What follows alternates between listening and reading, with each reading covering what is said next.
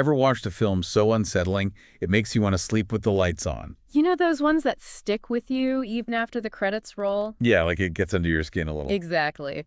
Well, get ready for some serious goosebumps because today we're diving into The Bad Seed, a 1956 psychological thriller that's sure to keep you on the edge of your seat. And just to be clear, we're not talking about some cheesy horror flick here. No, this is a film that really digs into the dark side of human nature, exploring those unsettling questions about good and evil. The ones we don't really like to talk about. Exactly. And to guide us through this deep dive, we're tapping into some serious film analysis expertise. Think of it like an AI encyclopedia of all things cinema. So we're getting the inside scoop, straight from the source. You got it. And what's fascinating about The Bad Seed is how it acts as this kind of time capsule, capturing the anxieties of post-war America. You're talking about those picture-perfect families we see in old TV shows. Except maybe not so perfect after all. Precisely. See, back then, there was this real fear, fueled by theories like the bad seed concept, that criminal behavior was hereditary. Wait, so you're telling me people thought evil was in your blood? In a nutshell, yes. Imagine believing that you could inherit your dad's bad temper, or, even worse, your grandma's tendency to. Well, let's just say not everyone was meant for baking cookies. Okay, that's kind of messed up. Tell me about it. And this is where The Bad Seed really sinks its teeth in. The film centers around 8-year-old Rhoda Penmark, a seemingly sweet little girl who's Let's just say she's not winning any nicest kid in class awards. right. And one of the things the film does so well is use subtle cues to hint at Rhoda's true nature. Like that scene where she loses the penmanship medal to her classmate, Claude. Exactly. She just stares at him with this blank expression, and you can practically feel the ice forming in your veins. Chilling is an understatement.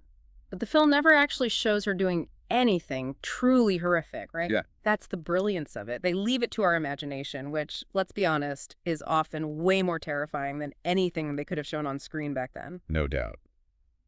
And then there's Christine, Rhoda's mother. Talk about a parent's worst nightmare. It really is. She starts to suspect that something is deeply wrong with Rhoda, and the film becomes this agonizing slow burn, and she grapples with that horrifying realization. Just imagine the weight of that suspicion, the fear. I mean, what do you even do with that as a parent? It's a question the film explores in a really powerful way.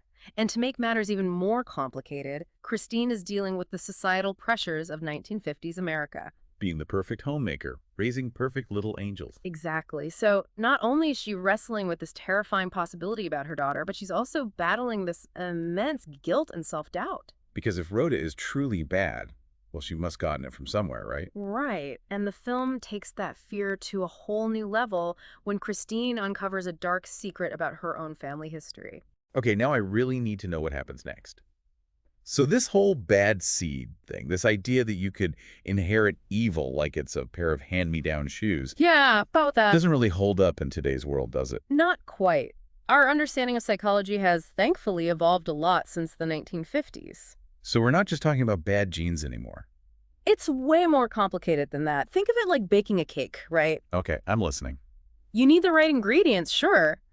But how you mix those ingredients, the oven temperature, even how long you bake it for, all of that plays a role in whether you end up with a delicious masterpiece or a total flop. So are you saying that even if someone like Rhoda did have some genetic predisposition, there are other factors that could have pushed her over the edge? Exactly. It's this Yeah. complex interplay of nature and nurture. And that's where the bad seed, despite its somewhat outdated view on genetics, still manages to pack a punch. Because it makes you think, could things have been different for Rhoda if she'd had a different upbringing? Right. Or different experiences, a more supportive environment. These are questions the film subtly raises, even if it doesn't explicitly answer them. It's like those thought-provoking movies that stay with you long after you've seen them. Exactly. And speaking of thought-provoking, how would we view Rhoda through a modern lens? Like, if we were assessing her today instead of back in the 1950s. Oh, she's definitely no angel, right? Not quite. Her manipulative behavior, her lack of empathy, that chillingly creative way she deals with obstacles. You mean by eliminating the competition? Exactly. Those are all red flags. Today, we might consider diagnoses like antisocial personality disorder, which often overlaps with what we commonly call psychopathy. Psychopath. No, that's a word that sends shivers down your spine. But it's not as simple as just slapping a label on someone, right? Absolutely not. It's crucial to remember that even with these diagnoses, it's never a simple case of born this way. There's always this interplay of factors at play. So nature and nurture are both pulling the strings. Exactly. And that brings us back to Christine, Rhoda's mother. Imagine the guilt, the fear, the utter despair she must feel, believing that she somehow passed this bad seed on to her daughter. It's heartbreaking, really. You can see how much she loves Rhoda, but at the same time, there's this growing terror, this sense of helplessness. And that's the real tragedy of it all. The film forces us to confront this unsettling question. What happens when the love between a parent and child is pushed to its absolute breaking point? What happens when that bond becomes tainted by fear and suspicion? It's a question no parent ever wants to have to answer. And in Christine's case, it leads her down a very dark path. And the film doesn't shy away from those dark implications, especially as Christine gets closer and closer to the truth about Rhoda's actions. Speaking of which, you mentioned a shocking climax earlier. Shocking is an understatement. But before we get to the fireworks factory, where do we leave Christine and Rhoda? Ah, yes. Well, Christine, convinced that Rhoda is beyond help and desperate to protect others, she makes a terrifying decision. And that would be, don't leave me hanging. She decides to take matters into her own hands, planning to end both her life and Rhoda's. Oh, wow. That's heavy. But how? She gives Rhoda sleeping pills and then sets fire to the house. It's a tragic act of desperation, fueled by a mother's love and a profound sense of guilt. Wow. Talk about a mother's love going to a dark place. Mhm. So what happens? Does the plan work? Well, that's where fate, or maybe just bad wiring, intervenes. The gun Christine intends to use on herself misfires. Talk about a sign from the universe. Right. And as if that wasn't enough, a sudden thunderstorm forces them both outside. Saving them from the fire. Exactly. It's almost unbearably ironic, right? Just when you think things can't get more intense, the film throws this curveball at you. So how in the world does the bad seed actually end? The final scene shows Rhoda, seemingly unfazed by the night's events, going back into the storm to retrieve that penmanship medal from the lake. The one her classmate won. The one she, The very same. It's this chilling image suggesting that some obsessions, some desires, run deeper than even the fear of death. So, does she survive?